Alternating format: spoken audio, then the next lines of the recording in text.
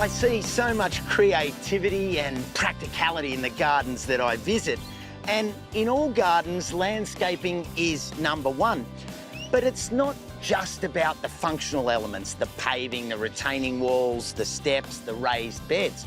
It's also about the feel and how that makes you want to get out and enjoy the space.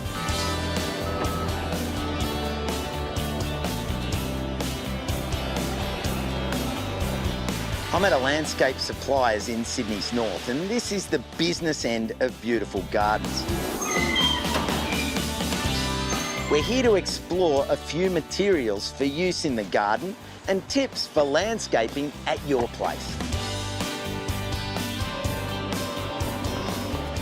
For small projects, you might pick up a few bags of potting mix or manure, but as you can see here, the materials are all in bulk.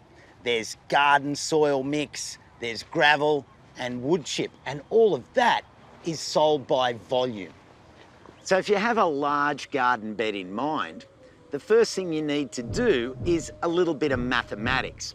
First of all, multiply the width of the garden bed by the length of the garden bed to get the area, and then multiply that by the depth, and that will give you a volume in cubic metres. A tip for ordering mulch like this: if you wanted to put some of that over a garden bed, the general rule of thumb is that you'd put about 50 millimetres. Now back to our equation. 50 millimetres equates to 0.05 of a metre.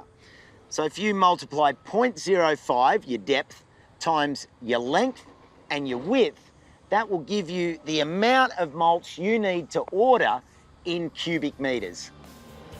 And take into account that different materials have different weights. For example, a cubic metre of soil in weight is very different to a cubic metre of mulch. Now, while they may have the same volume, the soil will weigh a lot more than the mulch. And this will affect the overall weight, the tonnage, and as a result, the transport cost. So when you speak to your landscape supplier, they can help you and make the correct calculation so you buy what you need.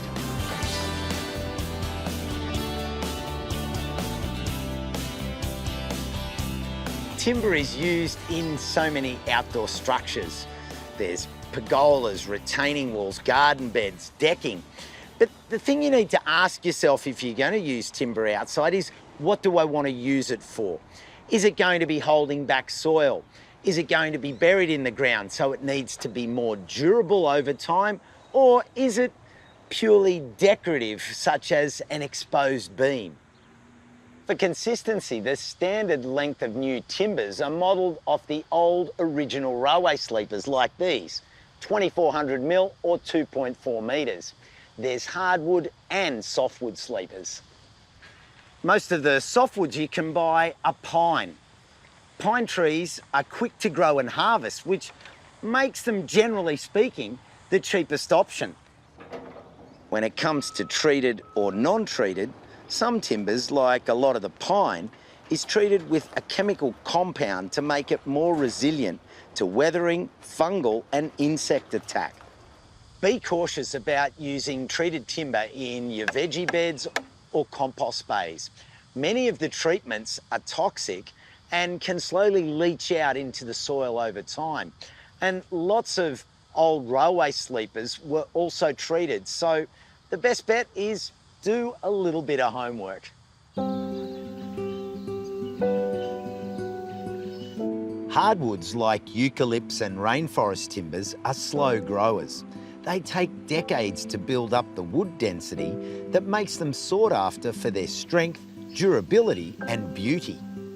Some hardwoods you can buy are responsibly grown and harvested in a way that has a lower impact on the forest ecosystems they're taken from. Even better, look out for recycled and salvaged hardwood. There's so much second-hand quality timber that ends up going to landfill.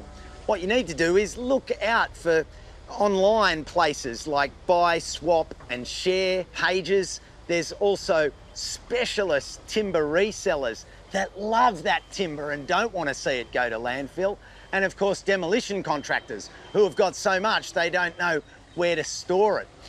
Again, if you're going to use second-hand and recycled materials, do that little bit of homework to make sure that it's safe if you want to put it to use in a veggie patch or a compost pile.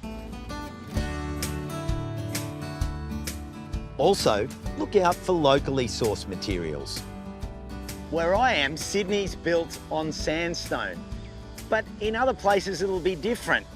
Bluestone, for example, is synonymous with Melbourne landscaping.